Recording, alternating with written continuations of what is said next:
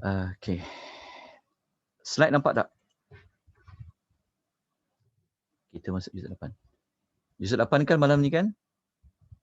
Slide nampak? Yes, juzuk 8. Okey, baik. Assalamualaikum warahmatullahi wabarakatuh. Alhamdulillah wassalatu wassalamu ala Rasulillah wa ala alihi wa sahbihi wa man walah amma ba'd. Muslimin dan muslimat yang Allah rahmati, lagi Allah kasih sekalian, pada malam ini merupakan malam yang ke-8 atas siri yang ke-8. Kita diberikan rahmat dari Allah Subhanahu Wa Taala. Allah memberikan kita peluang sekali lagi, maka ataupun justru itu kita memperbanyakkan puji dan pujian kita kepada Allah Subhanahu Wa Taala. Sekali puji bagi Allah. Tanpa izin dari Allah, tanpa hidayah taufik dari Allah, mungkin kita tidak akan dapat bersama-sama pada malam ini. Jadi satu nikmat yang Allah beri kepada kita yang seharusnya kita bersyukur kepada Allah Subhanahu Wa Taala. Cara kita bersyukur kepada Allah Subhanahu Wa Taala adalah dengan kita memperbanyakkan amal-amal soleh kita kepada Allah. Kita tunaikan apa yang Allah perintahkan, kita tinggalkan apa yang Allah larang, dan kita juga menggunakan nikmat waktu, nikmat masa yang ada ini dengan kita sama-sama mendalami pengetahuan kita berkenaan dengan Al-Quranul Karim. Moga-moga setiap pertemuan kita belajar sinopsis juzuk, setiap juzuk ini membantu kita untuk kita memahami tentang tujuan sesuatu surah itu Allah turunkan. Sekurang-kurangnya kita dapat memahami apa yang Allah perkatakan kepada kita. Jadi tuan-tuan dan puan-puan, kita terus pergi kepada juzuk yang ke-8. Juzuk yang ke-8 mengandungi 2 surah. Yang pertama adalah suratul Al-An'am dan yang kedua adalah surah Al-A'raf.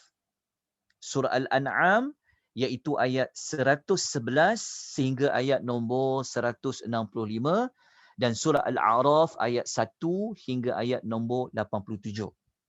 Maka untuk memahami juzuk 8, kita semua kena mengguna pakai tujuan surah seperti mana yang telah kita sebut sebelum ini. Maknanya juzuk 8 ini sebab dia ada 2 surah, surah Al-An'am dan surah Al-A'raf. Bermakna pada juzuk 8 ketika mana kita jumpa surah Al-An'am, maka kita guna semula tujuan surah Al-An'am yang telah kita ulas pada juzuk yang ke-7. Jadi tuan-tuan kena ingat balik pada juzuk yang ke-7, apakah objektif surah Al-An'am. Jadi kita masih ingat lagi, surah Al-An'am, objektif surah tersebut adalah Allah Ta'ala nak bimbing kita, Allah Ta'ala nak suruh kita semua mengesahkan Allah Subhanahu Wa Ta'ala dalam segala sudut, dan Allah Ta'ala menyuruh kita mengesahkan Allah dalam penentuan segala hukum halal dan haram. Itu ada pada surah Al-An'am. Tetapi nanti insya-Allah sekejap lagi waktu kita masuk surah Al-A'raf, kita akan lihat pula apakah tujuan surah Al-A'raf yang perlu kita ambil untuk memudahkan kita memahami juzuk yang ke-8 yang ada pada surah Al-A'raf. Baik, kita sambung dengan suratul Al-An'am.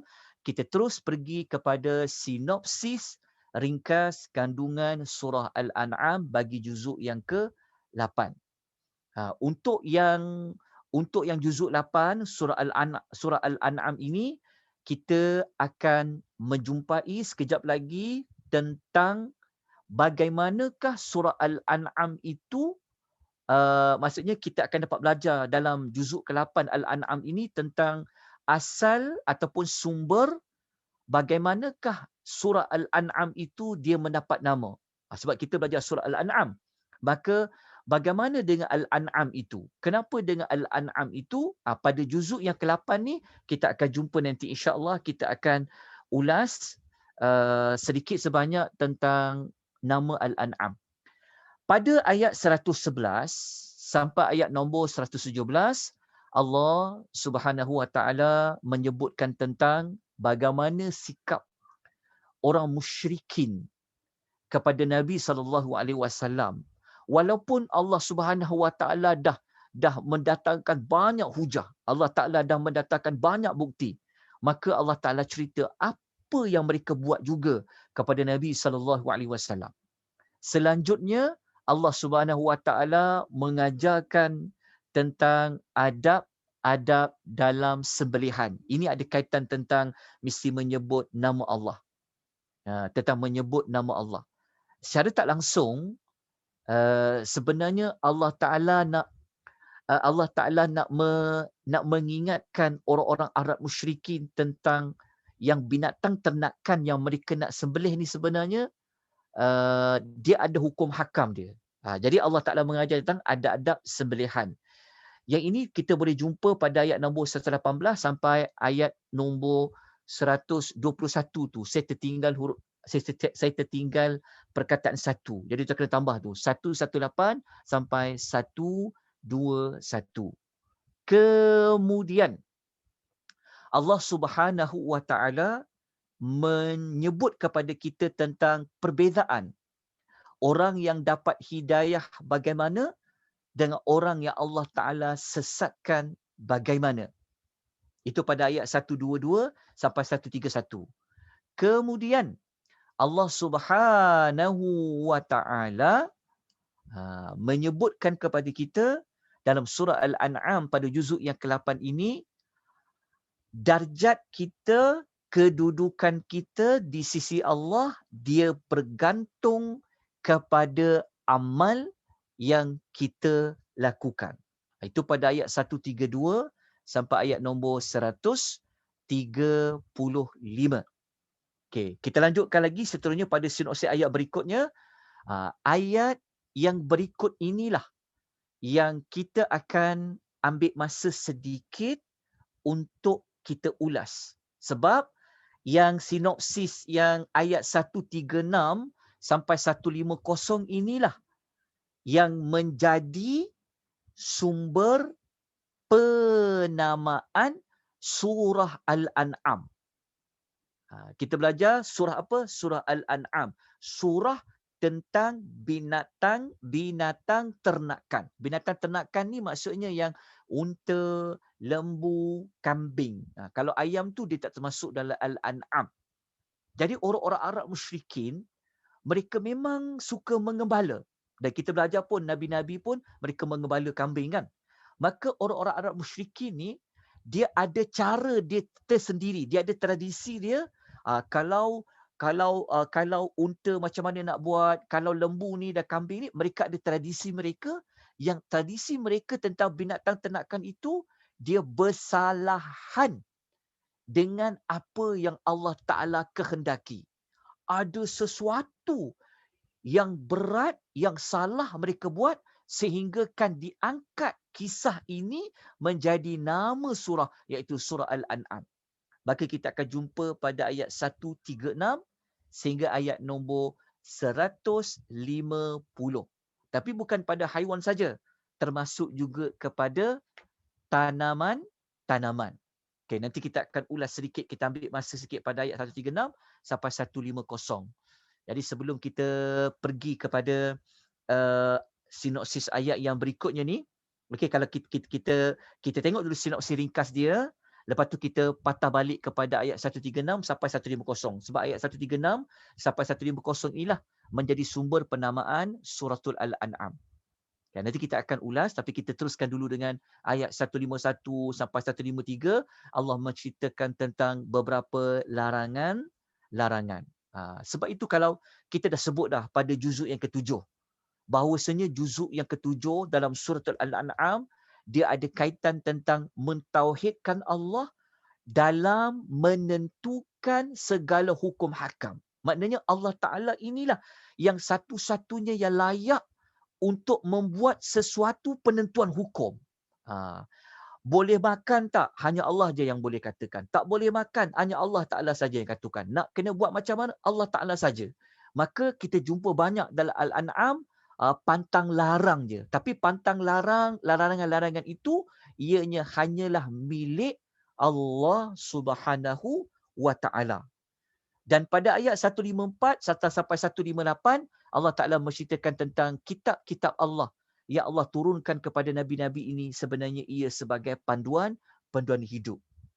Dan ayat 159 Allah Taala cerita tentang larangan berpecah belah. Jadi kalau sampai ayat 159 ni kita boleh habis lagi pada juzuk yang ke-8 bagi suratul Al-An'am. Okey, kita lihat dulu.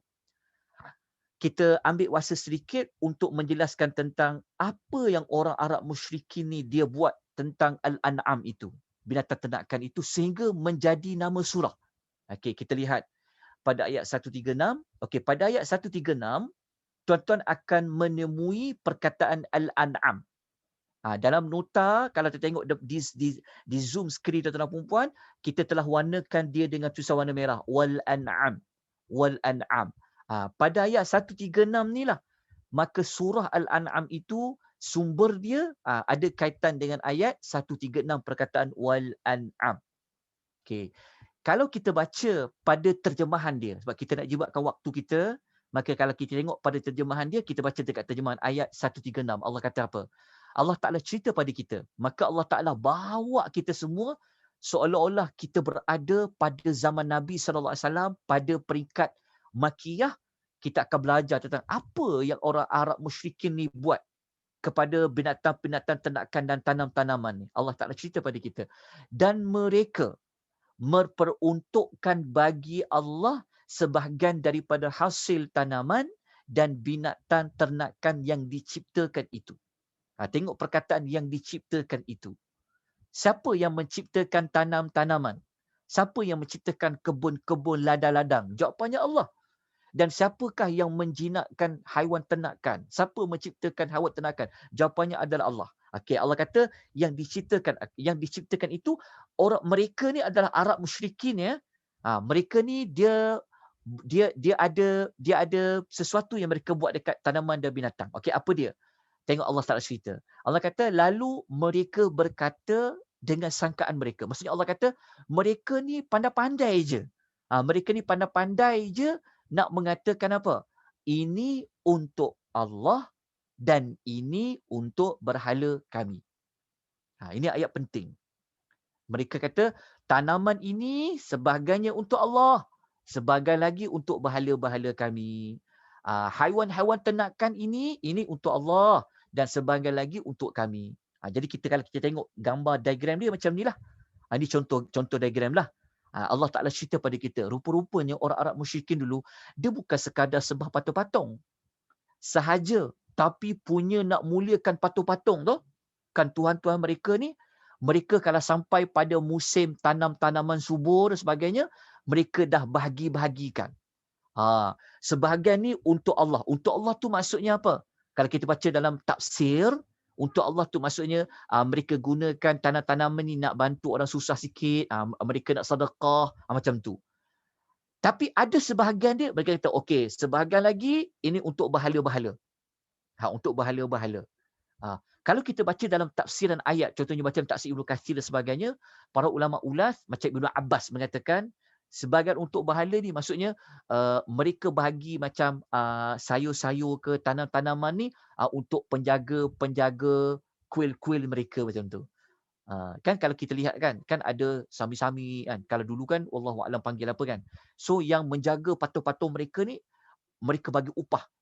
Mereka bagi upah ni antaranya mereka bagi okey sedikit tanaman ni kita bagi untuk orang yang jaga patung-patung kita, yang bersihkan patung-patung kita, yang jaga dia. Dia bagikan untuk berhala. Dan sebahagian lagi mereka bagi untuk Allah. Okay. Adakah Allah suka pembahagian yang macam ni? Tapi kalau kita baca dekat sini, sebenarnya mereka dah buat apa tuan-tuan dan puan-puan? Sebenarnya, kalau kita baca dekat sini, mereka bukan sekadar pada pembahagian, tapi mereka telah membuat perbuatan syirik. Maknanya, mereka tahu satu untuk Allah, satu lagi untuk berhala mereka. Maknanya mereka telah menyekutukan Allah. Sedangkan yang haiwan tadi, yang tanaman tadi, Allah yang ciptakan. Okey, tuan-tuan faham dulu pada ayat ni. Okey, ini pasal ternakan dan tanaman. Lepas tu tak habis lagi. Pada ayat 136 tu Allah Ta'ala cerita lagi pada kita. Allah Ta'ala kata, maka apa yang telah ditentukan untuk berhala mereka tidak sampai kepada Allah. Manakala apa yang telah ditentukan untuk Allah sampai pula kepada berhala mereka. Kalau baca ayat ni saja terjemahan, mungkin susah nak faham. Kalau kita baca ayat ni kan, Allah Ta'ala kata, oh kalau yang bahagian untuk berhala mereka ni, dia tak akan sampai pada Allah. Tapi kalau yang untuk Allah akan sampai kepada berhala mereka. Betul Allah kata apa? Sangat buruk apa yang mereka hukumkan itu. Maksud dia apa? Okey. Kita tengok dekat sini.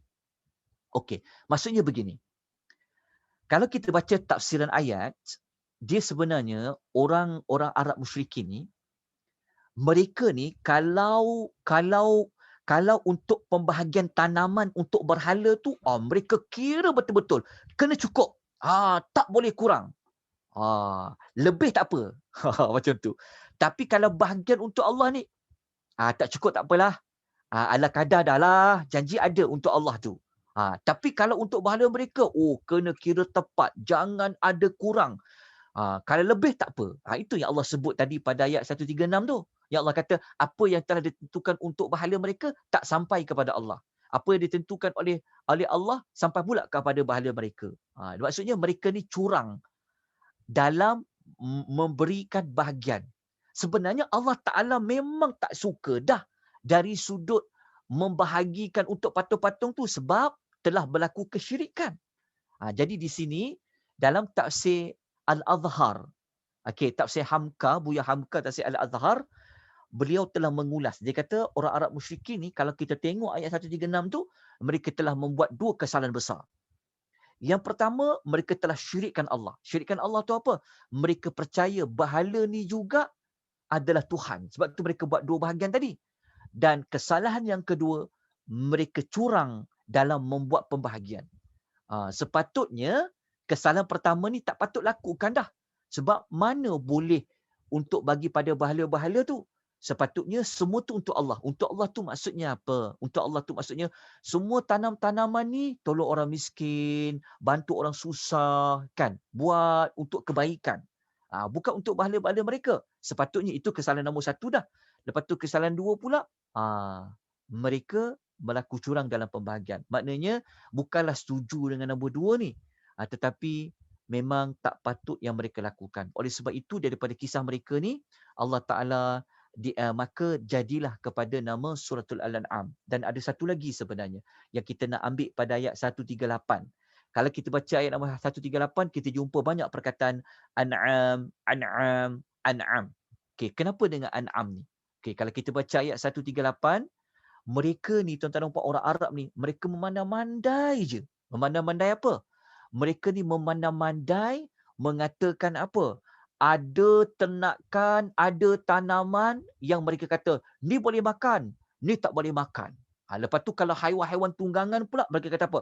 Binatang ni boleh dinaiki, binatang ni tak boleh naiki. Maksudnya, mereka mengada-adakan hukum. Mereka memandang-mandai buat hukum.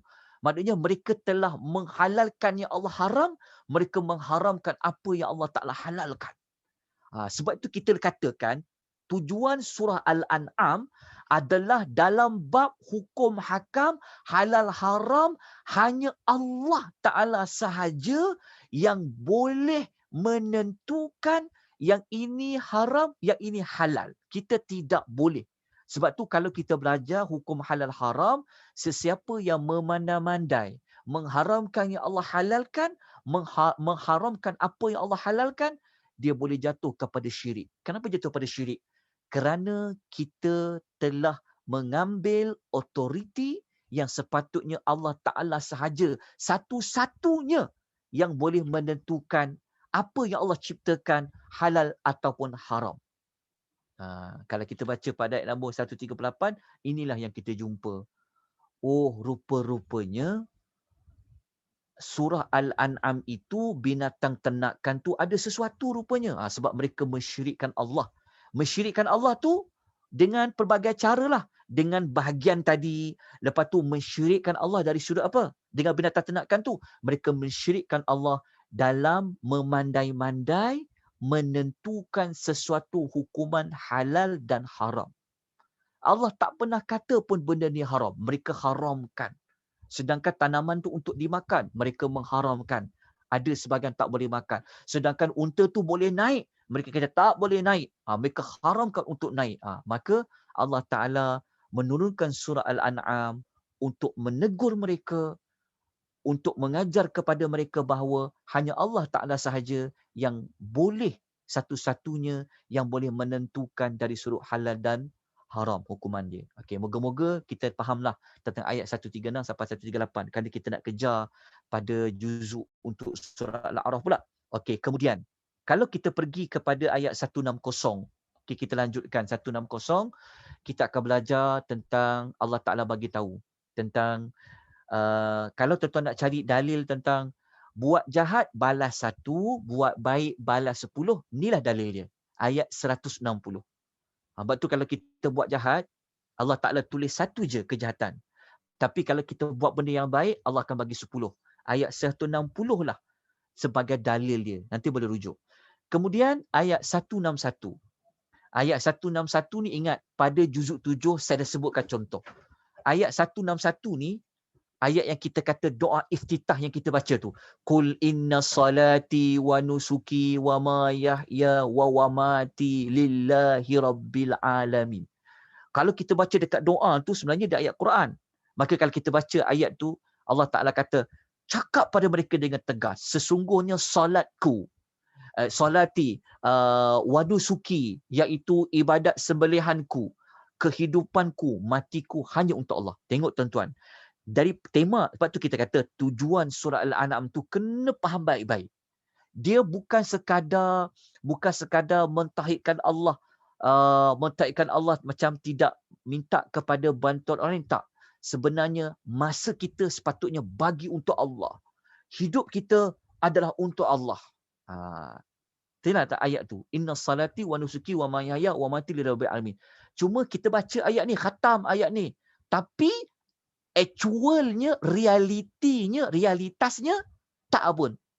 Kita berkira masa untuk Allah, berkira duit untuk Allah, kan? Kita tak menyumbang untuk agama Allah. Apa yang kita buat? Sedangkan kita kata setiap kali baca iftitah kata sembahyang aku, ibadat aku, hidup aku dan matiku untuk Allah. Kita baca ayat ni tetapi realitinya tak macam tu. Jadi lepas ni kita berubah. Apa yang kita buat, kita mesti buat untuk Allah.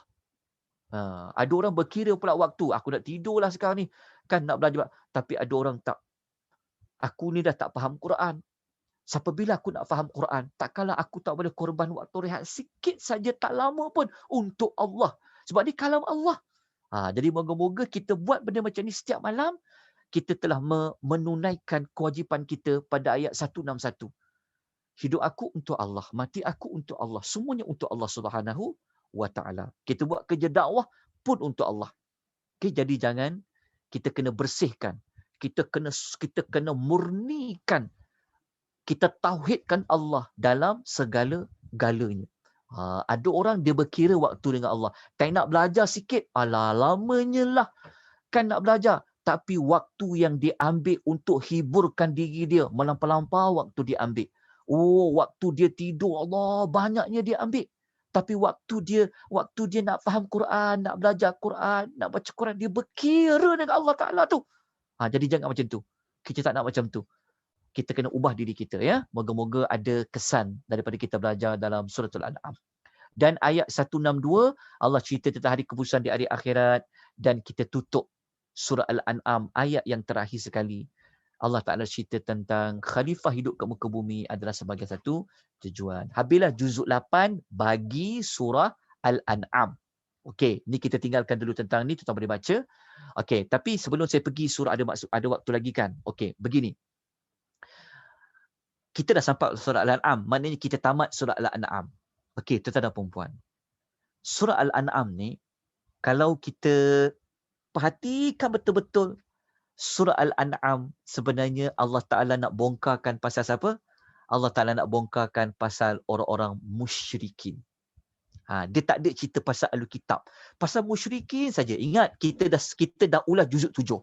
Siapa yang nak tahu tentang kekuatan surah Al-An'am untuk juzuk 7, tuan kena tengok balik dalam video tu, sebab juzuk 7 surah Al-An'am ini dia adalah surah yang paling banyak berhujah dengan orang-orang Arab musyrikin.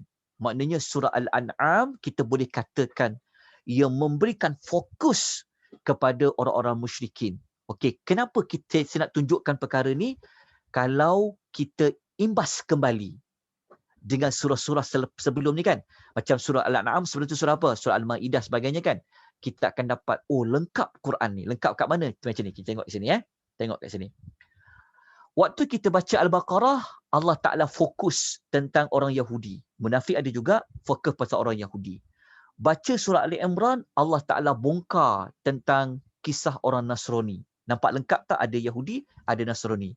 Waktu kita baca surah Nisa, Allah Ta'ala membongkarkan tentang orang-orang munafik. Nampak tak? Maksudnya maklumat tu dah makin bertambah. Okey, pergi Al-Maidah, Allah Ta'ala kuatkan juga maklumat dekat surah Nisa. Dan waktu kita belajar Al-An'am, Allah bongkarkan satu lagi kumpulan manusia. Siapa dia? Musyrikin. Jadi kalau kita kumpul sampai surah Al-An'am, kita dah dapat belajar siapa? Kita dah dapat belajar tentang orang Yahudi macam mana, orang Nasrani macam mana, orang munafik macam mana, orang musyrikin tu macam mana. Tu dalam suratul Al-An'am. Okey, habis untuk penghujung suratul Al-An'am, maka sebahagian juzuk 8 telah pun kita selesai menjelaskan tentang kandungan ayatnya. Moga-moga ada manfaat. Juzuk 8. Jangan lupa tujuan, objektif surah Al-An'am. Maka kita teruskan dengan suratul Al-A'raf ayat 1 sampai 87, suratul Al-A'raf yang membentuk juzuk 8. Jadi mari sama-sama kita mendapatkan maklumat surah Al-A'raf ni, apakah objektif surah dia. Tujuan surahnya untuk apa? Baik. Sebelum kita pergi kepada tujuan, perhatikan baik-baik. Okey. Surah Al-A'raf, kalau kita tengok dari sudut tertib susunan surah dalam mushaf itu, dia adalah surah yang kedua selepas Al-An'am, tapi dia surah yang paling panjang dalam banyak-banyak surah Makkiyah. Surah Al-A'raf adalah surah yang paling panjang bagi surah-surah Makkiyah. Tetapi dari sudut susunan di dalam mushaf, dia adalah surah yang kedua. Maknanya surah Makkiyah yang paling utama adalah Al-An'am. Walaupun dari sudut bilangan ayat dia kurang daripada Al-A'raf, tetapi dari sudut konten dia, dari sudut kandungan maklumat tentang surah Makkiyah, maka rujukan utamanya adalah pada Al-An'am yang telah kita jelaskan. Okey, ni sedikit maklumat tentang surah Al-A'raf. Kemudian kita sambung lagi. Okey, surah Al-A'raf ni, apabila kita dah tahu dia surah Makkiyah. Okey, dia adalah surah Makkiyah. Okey. Kalau dia surah Makkiyah, tuan-tuan kena ingat balik juzuk 7 waktu kita ulas surah Al-An'am. Sebab surah Al-An'am juga surah Makkiyah. Dan surah Al-A'raf pun surah Makkiyah. Kalau dia surah Makkiyah, maka surah tersebut, ayat-ayat yang ada dalam surah tersebut, dia akan berkisarkan, dia akan memberi tumpuan kepada 3 maklumat ini. Yang pertama, cerita tentang ketuhanan. Yang kedua, pasal kerasulan. Dan ketiga, pasal hari kiamat. Okey, perhatikan baik-baik yang pada kotak yang nombor 2, yang pasal kerasulan tu. Okey. Antara 3 topik dalam surah Makkiyah yang ada dekat Al-A'raf, topik tentang kerasulan ini yang paling banyak Allah Ta'ala tekankan dalam surah Al-A'raf. Kalau orang tanya, kan, walaupun kita tak hafal pun Al-A'raf ni, tapi sebab kita belajar, kalau orang tanya, macam mana awak tahu yang surah Al-A'raf ni dia menekankan tentang kerasulan? Kita kata apa? Dalam surah Al-A'raf, Allah Ta'ala menyebutkan tentang ada 7 rasul. Nanti kita akan bongkarkan sekejap lagi 7 rasul. Surah yang banyak menyebut tentang ayat dia panjang-panjang pasal Rasul ni surah Al-A'raf. Secara tidak langsung, kata para ulama, apabila dia macam ni, kalau kita nak tahu tentang surah itu core dia apa, maka kita kena tengok ayat dia banyak tentang apa. Nanti kita akan tunjukkan ayat berapa ke berapa. Maka surah Al-A'raf ni, dia memberikan fokus, dia mengangkat tentang tema kerasulan. Jadi kalau kita bandingkan, kalau kita bandingkan Al-A'raf dengan Al-An'am, kalau Al-An'am Allah Ta'ala fokus tentang 1, 2, 3 ni kat mana? Kalau Al-An'am, Allah Ta'ala banyak fokus kepada ketuhanan. Tu yang kita sebut pada juzuk 7 tu. Tentang Allah Ta'ala guna kaedah huwa, kul. Ingat lagi? Okey. Tapi waktu kita masuk pada surah Al-A'raf, Allah Ta'ala tukar pula teknik itu, tapi dia sama. 3 topik ni tetap ada. Dalam Al-An'am pun ada 3 topik ni, tapi Al-A'raf pun ada 3 topik ni. Nanti kita akan buktikan. Pada dekat sinopsis. Tetapi yang paling banyak yang Allah Ta'ala nak tekankan dalam Al-A'raf adalah untuk apa? Untuk memantapkan kepercayaan iman kepada para Rasul. Ada 7 Rasul. Tak percaya? Nanti baca. Kan, kalau kita tak belajar, kita baca aja. Tapi rupa-rupanya cerita pasal tema kerasulan ini sangat banyak dalam suratul Al-A'raf. Okey, dah dapat? Kita nanti dekat sinopsis ringkas kita akan buktikan 3 tema ni ada di dalam surah Al-A'raf. Tetapi yang paling banyak cerita tentang topik kerasulan. Maknanya kita yang baca surah Al-A'raf ni sepatutnya kepercayaan kita kepada para rasul itu makin tinggi, makin meningkat iman kita. Kalau orang baca Al-A'raf lalu khatam aja, tapi pasal rasul tak ambil peduli, tak macam pasal rasul ni dalam hidup dia, kalau belajar pasal rasul ni bosanlah pasal rasul ni, tak. Sebenarnya kita tidak memenuhi surah Al-A'raf. Sedangkan surah Al-A'raf tu Allah sebut tentang 7 rasul tu. Okey, kita lanjutkan lagi ciri-ciri lain. Okey, bukti. Okey. Kalau tuan-tuan dan perempuan nak lihat dia cara macam ni. Cara kita boleh lihat macam kita nak cari tentang teknik lah. Kalau kita kata macam mana kita nak tahu kalau dalam surah tu kita nak tahu ayat dia paling banyak tentang sesuatu topik. Antara dia tuan-tuan puan antaranya, masih ingat lagi yang kita dah ajar teknik dekat Surah Al-Baqarah? Sebenarnya pada permulaan ayat mula-mula Al-A'raf, Allah dah bagi clue dah tiga tema ni. Sebenarnya. Okey, tak percaya kita tengok. Kita tengok ya. Okey, tak bukanlah maksud kita tak percaya, tapi maksud saya kita nak buktikan. Tengok. Ini cara kita faham Al-Quran. Okay, kita tengok. Kalau waktu kita baca ayat nombor 6, ayat nombor 6 ni, ayat awal Al-A'raf ni. Kan? Sedangkan Al-A'raf ada berapa ayat? 206. Daripada 206 ayat yang awal lagi surah Al-A'raf, Allah dah cerita pasal Rasul. Ayat nombor 6 kan? Kalau kita baca dekat ayat ni, falanas'alanna alladhina ursila ilaihim walanas'alanna al-mursalin. Allah Ta'ala kata apa? Kami akan soal semua umat-umat yang datang Rasul kepada mereka, dan kami juga akan tanya Rasul tu juga. Ini pasal Rasul kan? Lepas tu baca ayat nombor 7, pasal Rasul jugalah. Falanuqussanna alaihim bi'il. Ni kita baca ayat nombor 7. Pun pasal apa? Pasal Rasul. Belum kita pergi ayat yang tengah-tengah lagi. Daripada 206, ayat mula-mula pun Allah dah sebut pasal Rasul. Tapi kita baca, kita tak perasan. Sebenarnya soalannya Allah bagi tahu apa? Waktu dekat mukadimah pembukaan surah tu pun Allah dah sebenarnya nak bagi tahu. Engkau yang baca Quran ni nak tahu tak surah Al-A'raf ni pasal apa kan? Tapi sebab kita tak belajar macam nak memahami teknik, memahami ayat by ayat tu, menyebabkan kita terlepas pandang. Dekat tengah-tengah nanti baru jumpa kisah pasal Rasul. Sebenarnya dekat pembukaan pun Allah dah sebut cerita pasal Rasul. Okey. Kemudian surah Al-A'raf ni juga dia banyak menggunakan pendekatan. Okey, nanti kalau siapa yang baca juzuk yang ke-8 dekat surah Al-A'raf, tuan-tuan baca terjemahan, tuan-tuan akan dapati apa yang kita sebut ni sangat benar. Surah Al-A'raf dia banyak menggunakan pendekatan menakut-nakutkan tentang azab kebinasaan. Sekejap lagi kita akan buktikan. Dia begini tuan-tuan. Dia ada banyak kaedah Allah Ta'ala gunakan dalam mendidik manusia. Dalam mendidik manusia. Tapi Al-A'raf ni, dia banyak kepada teknik memberikan amaran, memberi ancaman, bagi contoh benar orang yang telah mendapat azab. Kita buktikan. Nak bukti macam mana? Kita tengok.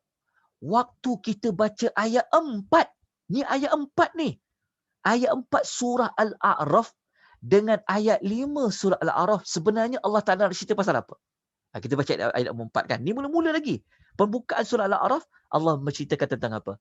Wa kam min qaryatin ahlaknaha faja'aha ba'thuna bayatan aw hum qailun.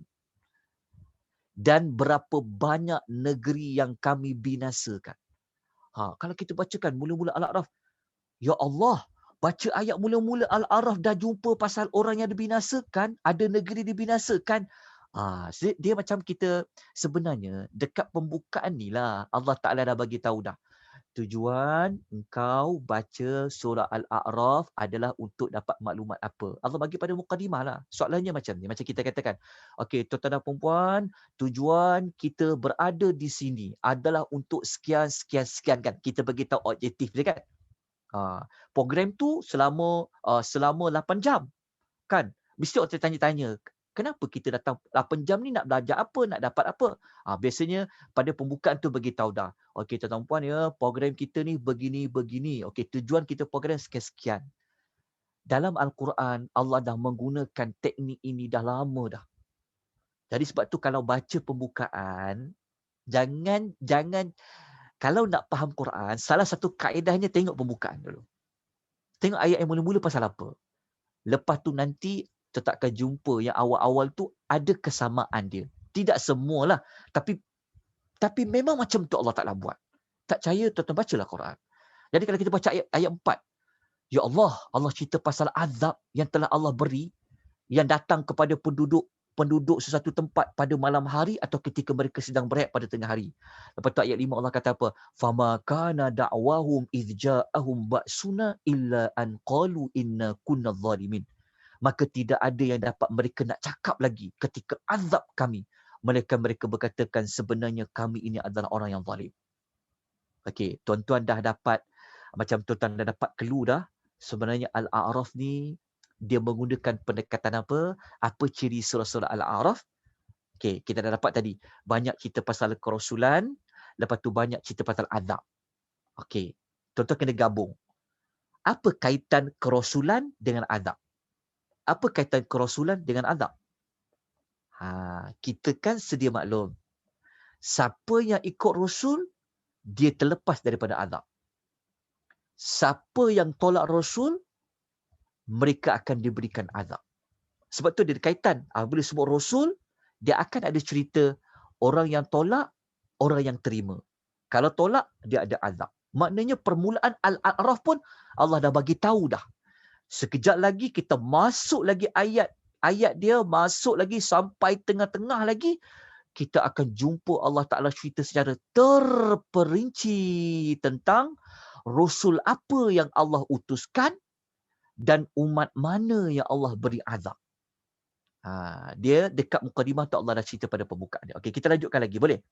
Okey, untuk mantapkan lagi nak memahami kandungan ayat dalam surah Al-A'raf yang berjumlah 206 tadi, selain kita dah tahu dekat pembukaan tadi tu kan, kita boleh tambah lagi dengan ada beberapa ciri-ciri khusus Al-A'raf.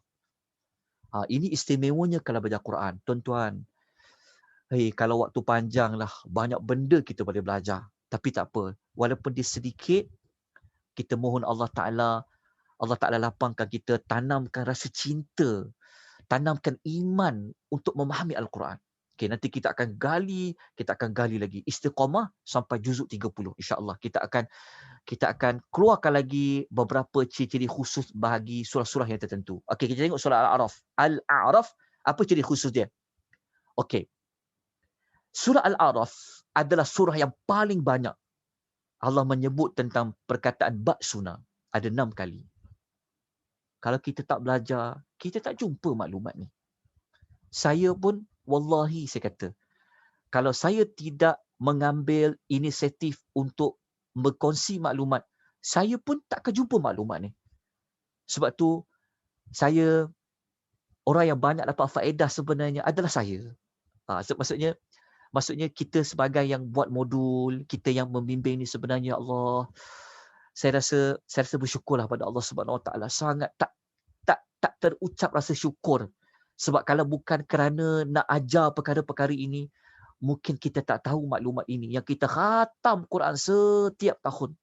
Tetapi kita tidak tahu tentang, kita seolah-olah kita mengabaikan apa yang Allah Ta'ala nak sebut. Rupa-rupanya surah ini ada ciri-ciri dia, surah ini ada ciri-ciri istimewa dia. Al-An'am, Al-A'raf. Ada perkataan ba'suna, adab kami ada 6 kali.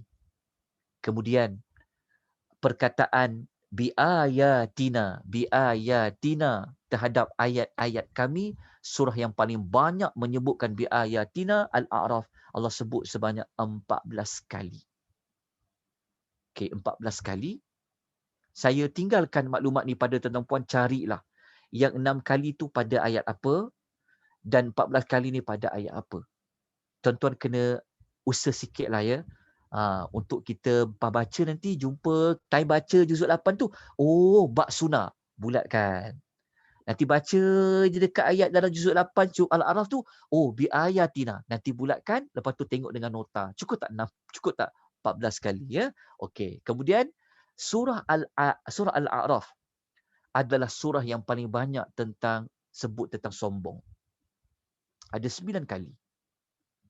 Okey, ada 9 kali. Surah yang paling banyak menyebut tentang sombong, orang yang sombong, tentang sombong adalah surah Al-A'raf. Kenapa ya? Apabila sesuatu surah tu dia ada ciri-ciri istimewa dia, mesti ada sesuatu yang kita kena cari hikmah dia. Allah Ta'ala tidak akan meletakkan ciri-ciri special pada sesuatu surah, mesti kerana ada sebab dia. Nanti kita ambil sebab-sebab dia. Sekejap lagi kita akan ulas dia. Okey, contoh. Kalau baca Al-A'raf, kita akan jumpa perkataan istakbaru, kita akan jumpa perkataan tatakabbara, kita jumpa perkataan yatakabbaru, kita jumpa perkataan yastakbirun. Ada 9 kali. Kerja tuan-tuan dan puan-puan lah yang nanti waktu baca, tuan-tuan jumpa apa yang saya nyatakan ini, tuan-tuan bulatkan dan tuan-tuan tulis ayat berapa. Okey. Okey, selesai ya. Itu dia ada banyak ciri lain, tapi saya tak bawa semua kerana waktu kita agak pendek. Tapi cukuplah dengan ada beberapa ciri ni. Okey, kita gabungkan maklumat ni. Mari kita gabungkan. Okey, kita gabungkan tentang pasal azab. Lepas tu pasal ayat-ayat kami. Lepas tu pasal apa? Lepas tu pasal sombong. Okey, lepas tu kita gabung lagi maklumat ni. Lepas tu tadi Allah cerita awal-awal pasal azab. Ni kita dah tahu dah. Ada kaitan dengan bab sunnah tadi. Lepas tu Allah Ta'ala cerita pasal kerasulan. Okey, kalau kita gabungkan maklumat topik kerasulan paling banyak. Lepas tu kita jumpa ayat tentang azab. Lepas tu kita jumpa ayat tentang ada biayatina. Lepas tu kita jumpa tentang sombong. So macam mana nak combinekan maklumat ni, kita nak gabungkan maklumat ni, macam kita buat, macam kita main, macam kita gabung-gabung kan. Apa tu namanya? Lego. Kan kita pecah-pecah-pecahkan. So kita nak gabungkan dengan maklumat-maklumat ni, apa kesimpulan dia? Okey. Daripada maklumat-maklumat ini sebenarnya, para ulama mereka buat satu kesimpulan untuk tujuan surah Al-A'raf ni apa? Mereka adunkan tentang perkataan sombong, ada tentang azab, tentang ayat-ayat kami, cerita pasal kerasulan. Maka para ulama dia adun maklumat tu, maka dia buat tujuan surah Al-A'raf ini adalah Allah Ta'ala nak mengajak manusia supaya beriman dengan ayat-ayat Allah. Tadi kita jumpa biayatina kan? Okey, dengan ayat-ayat Allah. Okey. Dalam masa yang sama, Allah Ta'ala nak beri warning. Allah Ta'ala nak berikan amaran tentang akibat buruk. Ni kita sebut tentang azab tadi. Azab tadi kan, bab sunnah tadi kan. Tentang azab yang Allah Ta'ala akan timpakan dekat dunia lagi. Apatah lagi kalau di akhirat, Bagi siapa? Bagi siapa yang mendustakannya. Ada kaitan dengan Rasul. Sebab setiap Rasul, dia akan bawa wahyu Allah. Dia akan bawa kitab Allah. Jadi kalau kitab Allah adalah ayat-ayat Allah. Nampak tak perkaitan dia? Maka para ulama adun maklumat-maklumat tadi tu, maka keluarlah tujuan surah ini. Jadi, kita yang baca 206 ayat dalam surah Al-A'raf adalah pergi kepada tujuan yang ini. Maknanya Allah Ta'ala bagi tahu.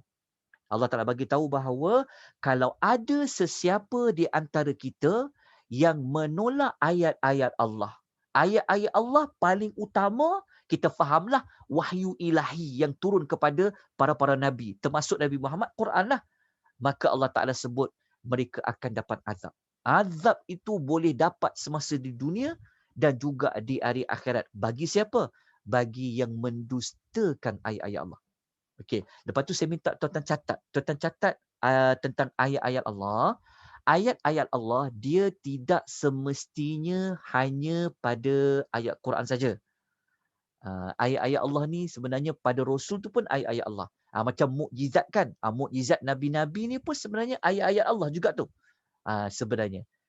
Mukjizat Nabi, pasal Nabi ni pun sebenarnya adalah ayat-ayat Allah.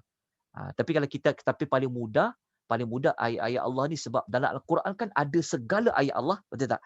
Al-Quran dah ayat-ayat Allah. Tapi dalam ayat-ayat Allah ni ada lagi ayat-ayat Allah. Sebab Quran kan dia adalah ayat Allah, dia adalah firman Allah. Dalam ayat Quran ni kita tahu tentang mukjizat, kita tahu tentang kerasulan. Okey, selesai tentang tujuan surah, pegang baik-baik sebab nanti waktu kita belajar juzuk yang ke-9, waktu kita baca lagi surah Al-A'raf, kita akan guna tujuan yang sama. Jangan lupa tu. Jadi besok malam nak masuk juzuk ke-9, kita guna tujuan sama untuk suratul Al-A'raf. Okay, kita lanjutkan lagi. Okey, kita pergi kepada sinopsis ringkas kandungan surah Al-A'raf juzuk yang ke-8. Tuan-tuan ya, sesiapa yang mengikuti sinopsis 30 juzuk, kita tidak menghuraikan ayat dengan terperinci. Sebab kita bukan masuk kepada tafsir tahlili, bukan masuk kepada pentafsiran ayat. Kita dekat sinopsis 30 juzuk dengan waktu lebih kurang 1 jam ni, kita nak bentangkan saja dia punya kumpulan-kumpulan ayat itu berkenaan dengan apa. Jadi tuan-tuan kena maklum bahawa ringkasnya. Kita ringkas ni sebab nama pun kita buat sinopsis ringkas. Daripada kita tidak tahu langsung, moga-moga kita adalah maklumat tambahan. Okey, apa sinopsis ringkas kandungan surah Al-A'raf ini bagi juzuk 8 ya? Bagi juzuk 8. Okey. Yang pertama sampai nombor 5 tadi kita dah sebut dah. Kan? Tentang adanya ikut wahyu, menolak siapa yang ada azab, kan? Lepas tu ayat nombor 6 sampai 7, ayat 6 sampai 7 Allah cerita pasal kiamat. Sampai ayat nombor 8 hingga 10 pasal kiamat. Okey, kalau kita tengok kan 6 sampai 10 lah ni pasal kiamat ni. Ingat tak tadi kita kata surah Makiyah ada tema pasal apa? Ada tema tentang ketuhanan, kerasulan dan pasal kiamat. Ada pasal kiamat ni. Kemudian ayat 11 hingga ayat 25 Allah menyebut Rasul yang pertama. Tadi kita sebut dah pada peringkat awal. Ada berapa Rasul semua sekali yang Allah Ta'ala nak sebut dalam Al-A'raf? Ada 7. Maka Rasul yang pertama sekali Allah sebut cerita tentangnya adalah kisah Nabi Adam. Dengan Iblis. Ayat 11 sampai 25. Kena baca dekat situ. Persoalannya adalah, kenapa kisah Iblis ini Allah Ta'ala letak pada surah Al-A'raf? Kenapa? Agak-agak tuan-tuan, kenapa? Okey, tuan-tuan tulis. Ingat tak tadi kita kata dalam surah Al-A'raf Allah Ta'ala paling banyak sebut tentang orang sombong. Rupa-rupanya waktu Allah Ta'ala cerita pasal Adam dengan Iblis, Allah Ta'ala nak suruh kita kata apa? Hei manusia, kalau kau nak tahu orang yang paling sombong, makhluk yang mula-mula sombong, makhluk yang paling sombong adalah Iblis. Betul tak? Barulah kita dapat jawapan. Oh, kenapa Allah sebut pasal Iblis dekat sini? Al-A'raf. Rupa-rupanya Allah Ta'ala nak menyebut tentang apa? Tentang sombong. Sombong inilah sebenarnya punca yang menyebabkan manusia tidak mahu terima ayat-ayat Allah. Sombong inilah yang menyebabkan manusia tidak terima 7 Rasul yang Allah Ta'ala sebut dalam Al-A'raf. Apa makna sombong? Sombong, dia tahu benda tu benar, tetapi dia tolak. Itulah definisi sombong yang Nabi sebut dalam hadis. Nabi kata batarul haqq wa ghamatun nas. Sombong tu apa? Menolak kebenaran, merendahkan orang lain. Rupa-rupanya apabila baca pasal iblis ini, Allah Ta'ala nak beritahu kepada kita contoh makhluk yang sombong, makhluk yang paling menolak ayat-ayat Allah, makhluk yang paling dijanjikan azab oleh Allah Subhanahu wa Ta'ala. Pergi balik kepada tujuan surah tadi. Okey, kita lanjutkan lagi. Okey. Kemudian ayat 26 sampai 27 Allah cerita tentang godaan iblis lah, godaan syaitan. Okey. Kemudian ayat 28 hingga 30 Allah sebut contoh-contoh dia. Ini Allah sebut, Allah ingatkan godaan syaitan. Tapi pada ayat yang selepas dia 28 hingga 30 Allah ingatkan contoh bentuk godaan syaitan. Okey. Lepas tu ayat 31 sampai 33 Allah sebut tentang perkara yang Allah halalkan, lepas tu perkara yang Allah haramkan. Lepas tu Allah patah balik cerita tentang Allah mengingatkan tentang hari kiamat, ayat nombor 34. Kita lanjutkan lagi. Sampai ayat 35 dan 37 dia pasal kiamat lagi. Sampailah nombor 38, 40 sampai kiamat lagi. Sebenarnya sampai 40, sampai nombor apa? Sampai 45 pasal kiamat lagi. Ini yang kita sebutkan. Apabila tahu surah itu adalah temanya adalah Makkiyatun, bersiap sedialah untuk kita berjalan, untuk kita membawa diri kita untuk merenung, berfikir tentang ketuhanan, melihat sejarah perjuangan Rasul-Rasul, dan kita bawa diri kita seolah-olah kita berada di masa depan, seolah kita melihat hari kiamat itu macam mana. Itulah surah Makkiyah. Itulah surah Makkiyah. Maka kalau kita baca ayat 35 sampai 37, Allah sebut tentang siapa yang zalim dapat balasan dia apa. Tapi Allah tak sebut perincian balasan dia apa. Allah sebut pada ayat 38 hingga 40. Kenapa saya buat anak panah ni? Maknanya dekat ayat 35 hingga 37, Allah hanya sebut balasan bagi orang yang zalim. Apa balasan dia dapat? Tapi Allah tidak sebut perincian dia, tapi perincian tu disebut pada ayat 38 hingga 40. Waktu kita baca ayat 42 sampai 43, dia balasan juga, tapi balasan dekat orang beriman. Kenapa ada anak panah warna biru ni? Inilah perbandingan. Kumpulan yang zalim dapat balasan di hari akhirat, ayat 35 sampai 37. Orang yang sebaliknya, yang beriman dan beramal soleh pun dapat balasan. Ayat 42 sampai 43. Kemudian Allah Ta'ala menyebut tentang kehinaan penghuni neraka di hari akhirat. Tuan baca yang macam mana mereka hina.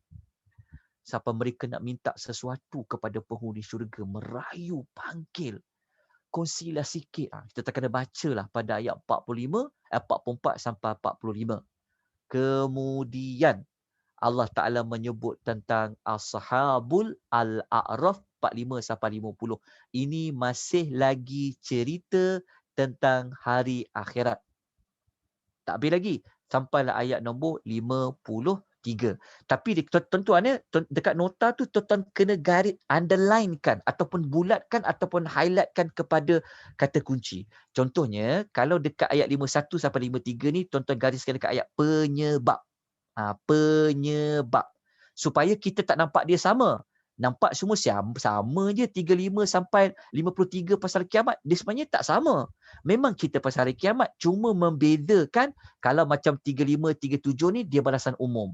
Tapi perincian, gariskan dekat atas perincian tu, Dia dah detailkan. Lepas tu kalau baca dekat ayat nombor 51 sampai 53, Allah sebut penyebab kenapa mereka itu mendapat azab di dalam neraka Jahannam. Okey, selesai dekat situ. Okey. Nanti kita ulas tentang Ashabul A'raf dekat hujung-hujung. Okey, tuan-tuan bulatkan ataupun tuan-tuan tulis dekat sini ya. Dekat ayat 46 hingga 50 ni tulis sumber penamaan surah. Tulis dekat nota tu. Sumber penamaan surah. Jadi kalau kita belajarkan, Al-A'raf. Apa tu Al-A'raf ya? Al-A'raf. Rupa-rupanya Al-A'raf itu ada pada ayat 46 sehingga ayat nombor 50. Nanti kita akan lihat pada cerita Al-A'raf ini, Ashabul A'raf, orang yang duduk pada tempat yang tinggi antara syurga dan neraka, menjadi pada nama surah. Kenapa? Ada apa pada cerita itu? Nanti kita akan ulas. Kemudian, tuan-tuan boleh baca 54 sampai 58. Dan pada ayat 59 sampai 64, Allah sebut kisah Nabi yang kedua. Nabi apa? Nabi Nuh alaihi salam, ada 6 ayat. Okey, ada 6 ayat. 6 ayat. Tuan-tuan kiralah ada 6 ayat pasal Nabi Nuh alaihi salam. Okey, Nabi Nuh ni dia adalah cerita 2 nabi daripada 7 rasul. Dan kita sebut tadi kan ada 7 rasul kan? Ini adalah rasul yang kedua. Okey, kemudian nanti pasal A'raf tu saya akan sebut nanti di hujung dia. Kita nak dia habis pada serikas, nanti kita cerita pasal Ashabul Al-A'raf. Okey, nabi yang ketiga siapa yang ada dalam Al-A'raf? Ada 8 ayat. Kisah Nabi Hud alaihi salam ayat 65 sampai 72. Okey, lepas tu Allah sambung cerita kisah Nabi Saleh alaihi salam, ada 7 ayat, ayat 73 sampai 79. Okey, Nabi Hud ingat tak kaum dia apa? Nabi Saleh ingat tak nama kaum dia apa? Okey, lepas tu Allah bawa kita cerita tentang kisah Nabi Lut alaihi salam, ada 5 ayat. 80 sampai 84. Okey, cuba kita gabung nanti kat berapa jumlah ayat kisah pasal Nabi ya. Gabunglah. Macam Nuh ada 6 ayat. Campur Nabi Hud 8, campur Saleh 7, campur Lut 5, campur kisah Nabi Syuaib ada 9 ayat. 85 sampai 93. Tapi jangan lupa campur yang Adam tadi. Kisah Adam saja ada banyak ni. Ayat 11 sampai 25. Sampailah sebenarnya Adam ni dia panjang. Dia sampai 27. Okey, kita lanjutkan lagi. Okay, nampak dah Nabi-Nabi ni? Hud, Saleh, Lut, Syuaib. Okey, sebelum kita lanjutkan dengan Nabi berikutnya, saya nak tanya soalan pada tuan-tuan dan puan-puan. Ini kita nak lihat mukjizat ayat Quran. Betapa tepatnya Allah. Okey, soalan saya adalah, kenapa Allah sebut umat-umat Nabi ni? Kenapa Allah sebut kisah Nabi Hud? Kenapa Allah sebut kisah Nabi Saleh? Kenapa Allah kisah Nabi Lut? Kenapa Allah kisah Nabi Syuaib? Kenapa tak Nabi-Nabi yang lain? Kenapa 4 Nabi ni khususnya kan ada pada surah ni? Apa sebenarnya? Apa sebenarnya yang Allah nak sebut untuk orang musyrikin ni? Apa manfaat dia? Okey, sebenarnya kalau kita baca sejarah, kita kena tulis. Dan nota tu saya tak beri. Saya tak tulis kat situ. Okey, sebenarnya orang Arab musyrikin, orang Arab Quraisy khususnya, mereka ni selalu pergi berdagang. Kalau mereka berdagang musim panas, mereka akan pergi Syam. Mereka akan pergi berdagang ke Palestin, mereka pergi Syria, mereka pergi Jordan, kan? Mereka pergi Syam. Dan kalau musim sejuk, mereka akan keluar berdagang pergi Yaman. Mereka pergi Yaman. Kenapa? Sebenarnya sepanjang perjalanan pergi dan balik musim sejuk ke, musim panas ke, sebenarnya mereka akan nampak tempat kaum Samud yang Allah Ta'ala telah azab. Kaum Samud tu kisah apa? Kisah Nabi Saleh. Dekat ayat berapa? Dekat ayat nombor 7, ayat 73 sampai 79. Lepas tu pula, kalau mereka lalu juga, mereka akan jumpa tempat kaum Lut yang Allah binasakan tu. Dan mereka juga akan jumpa tempat kaum Ad dekat yang kawasan Hijr tu kan. Ashabul dekat perkampungan Hijr tu kan. Mereka lalu. Maknanya kumpulan-kumpulan yang Allah Ta'ala binasakan azab umat-umat Rasul ni sebenarnya dekat dengan diorang. Sebenarnya mereka sepatutnya insaf. Mereka tahu cerita mereka ni sebenarnya. Sebab mereka jumpa lalu kan. Macam kita kan, kalau orang duduk pergi Aceh baikal, dia lalu tempat orang kena tsunami kan. Ingat balik insaf kan. Tapi mereka tak insaf tuan-tuan. Sebab tu kita kata tujuan surah tu. Kan, kalau ada ayat-ayat Allah tak percaya lagi, dia ancam dengan azab. Okey, dapat jawapan tadi. Okey, lepas tu persoalannya. Apa pula persamaan azab umat-umat itu? Contohnya, apa persamaan azab Nabi kaum Ad, kaum Samud, kaum Lut dengan Nabi Syuaib ni? Apa? Sebab kan ada 4 nabi ni contoh kan. Apa persamaan kisah-kisah mereka? Ini pun kalau kita belajar modul sirah saja, kita akan dapat lagi banyak maklumat banyak. Sebenarnya persamaannya apa? Tu dia je. 2 je persamaan dia. Sombong, mendusta ayat-ayat Allah. Tu je. Mereka tak percaya ayat-ayat Allah, mereka tolak sebab mereka ada sombong. Itu je. Semua 4 ni dia ada maklumat itu. Okey, kita lanjutkan lagi tentang kejap kita ada waktu lagi kan? Okey. Oh, dah habis dah. Nota juzuk 9 dah siap dah sikit. Okey, kita tengok. Okey. Kan habis dah kan juzuk 8 kan? Sebab kita dah sampai ayat nombor berapa? Ayat nombor 93. Dia sebenarnya bukan 93. Dia sebenarnya juzuk 8 ni dia sampai ayat nombor, kita sebut tadi ayat nombor berapa? Sampai ayat nombor 87. Tapi 87. Tapi dekat kisah Nabi Allah Syuaib, dia sampai 93. Tapi tak apa. 85 sampai 93 dia dah termasuk ayat nombor 87 lah. Kita dah tamat kisah untuk juzuk yang keberapa? Untuk juzuk yang ke-8. Alhamdulillah selesai sinopsis ayat. Kalau kita kira ada berapa nabi dah? Ini 4 nabi, 4 rasul. Campur Nabi Nuh ada 4, ada 5. Campur Adam ada 7. Siapa seorang lagi? Siapa seorang lagi tuan-tuan daripada 7 rasul tu? Siapa dia? Kalau nak tahu, tunggu besok. Dan rasul tu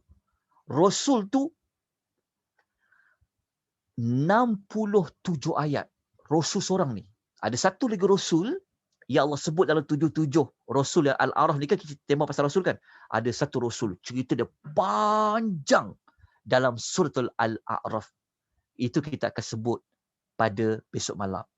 Tapi kita tutup juzuk 8 ini dengan sedikit perincian tentang kisah penghuni tempat tertinggi yang kita sebut dengan Ashabul A'raf. Okay, kita nak ambil mudah je. Saya tak ulas ayat ni panjang.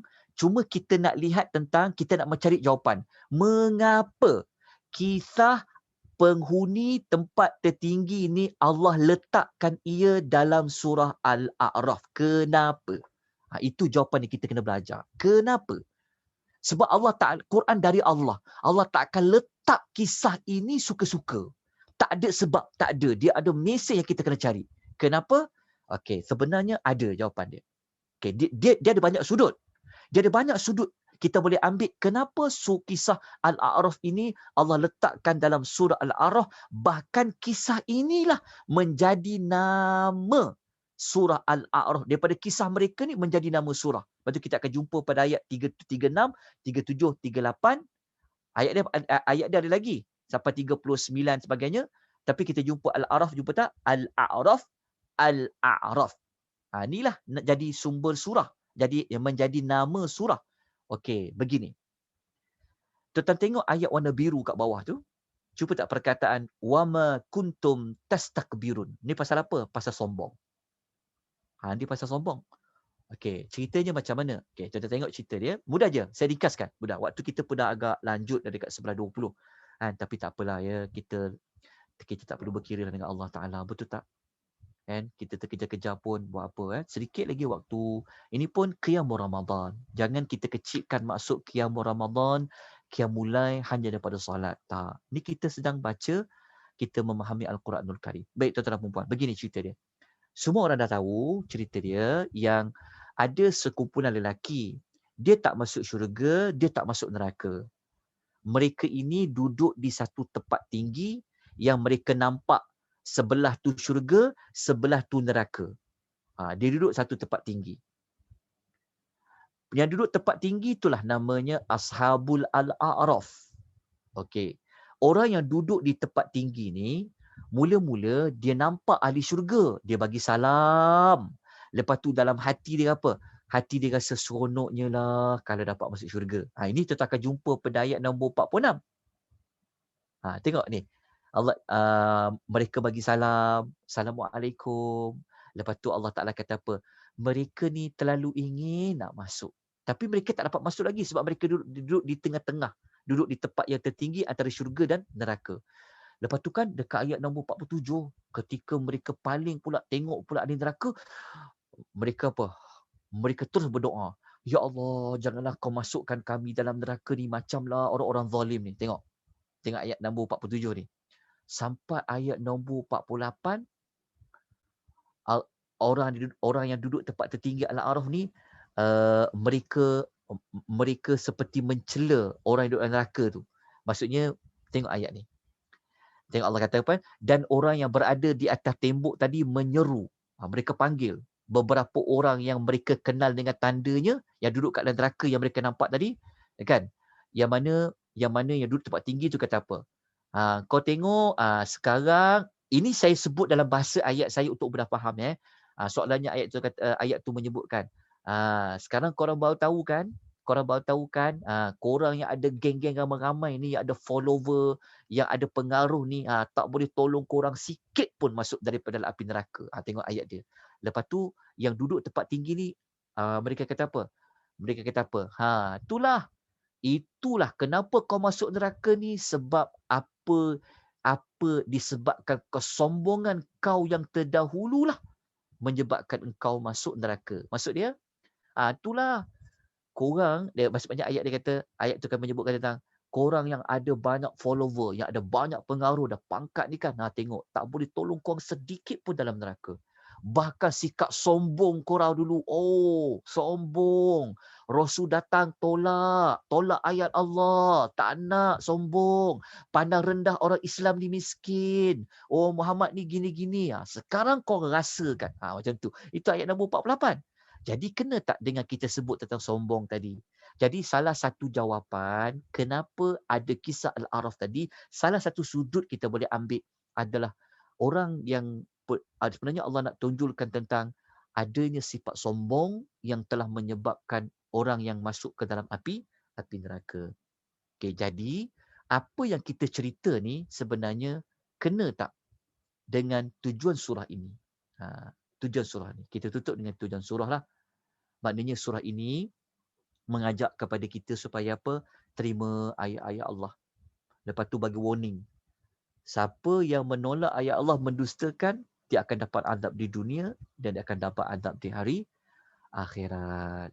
Maka selesailah juzuk yang ke-8. Okey, insya-Allah besok kita akan pergi kepada juzuk yang ke-9. Sebelum itu, kalaulah ditanya, siapa Ashabul A'raf tu? Al-Imam Ibnu Katsir, beliau mengatakan Ashabul Al-A'raf itu siapa? Annahum qaumus tawat sasanatuhum wa sayyi'atuhum. Mereka adalah kaum yang mempunyai kebaikan dan kejahatan yang sama banyak. Okey, besok untuk juzuk yang ke-9 kita akan jumpa ada satu lagi kisah yang menarik. Tuan-tuan pernah dengar kisah manusia yang bertukar menjadi kera? Pernah tak? Ada tak dalam sejarah manusia bertukar menjadi kera? Jawapannya ada. Nak tahu jawapannya ada dalam surah apa? InsyaAllah besok kita belajar dekat surah Al-A'raf. Kita akan jumpa manusia itu. Kenapa ya? Kenapa? InsyaAllah besok pada juzuk ke-9 kita akan tamatkan, kita akan habiskan beberapa lagi ayat dalam suratul Al-A'raf. Lepas tu terus kita masuk untuk tajuk surah Al-Anfal. Kan? Surah Al-Anfal kan? Kita akan pergi kepada juzuk yang ke-9. InsyaAllah, moga-moga Allah rahmat kita. Jadi, sesiapa yang ada persoalan, pertanyaan, tuan-tuan boleh join di Telegram untuk Q&A.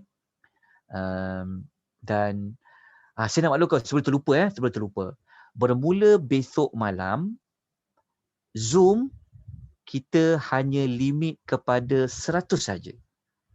Zoom, kita dah tak boleh nak dapat limit 500. Kerana kota yang kami ada tu, dah limit dah tak disambung lagi untuk 500. Sebab kalau kita tengok 500 ni mahal. Nak beli yang 500, dia Zoom ni dia 100 terus ke 500. Lepas tu kita tengok orang yang ikut pengisian kita ni tak lebih pun pada 200 sebenarnya. Walaupun ada sedikit yang tengok di FB Akademi Tadabbur Malaysia. Jadi kami buat keputusan dengan kos yang mengambil kira untuk costing juga. Jadi bermula pada besok malam, kita hanya limit pada 100 orang saja. Kalau malam ni kita boleh sampai, kalau tengok dekat Zoom boleh sampai dekat 120 ataupun dekat hampir 120. Jadi besok, kalau siapa yang tak sempat nak dapat limit dah cukup 100, tuan-tuan terus pergi melihat di page Akademi Tadabbur Malaysia. Akademi Tadabbur Malaysia, ATM. Saya ingatkan, pesan kat kawan-kawan, kalau besok tak dapat masuk sebab dah cukup 100, tuan-tuan terus pergi ke FB Akademi Tadabbur Malaysia. Nanti tuan-tuan boleh tengok sama je macam Zoom. Cuma menggunakan FB atau di page Akademi Tadabbur Malaysia. InsyaAllah besok kita akan sambung dengan juzuk yang ke-9. Moga-moga penerangan ringkas ini dapat memberikan kita beberapa pertambahan maklumat, dapat meningkatkan kefahaman kita untuk kita membaca juzuk yang ke-8. Aku ada soalan tak? Ada soalan saya jawablah sedikit ya. Ada tak soalan? Okey. Kejap. Saya tengok dulu soalan. Siapa yang nak keluar boleh lah ya, kisah juga tuan-puan sebab ada lewat dah. Okey, sekejap ya. Okey.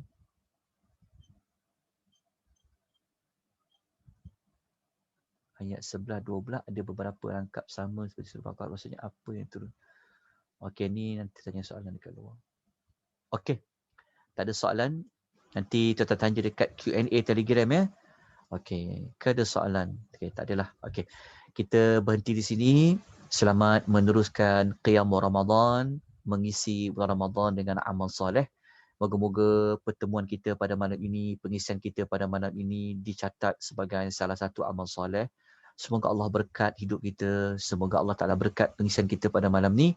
Allah beri kita rahmat, Allah beri kita ketenangan, Allah mengampuni dosa-dosa kita. Kita jumpa lagi tuan-tuan dan puan pada esok malam. InsyaAllah.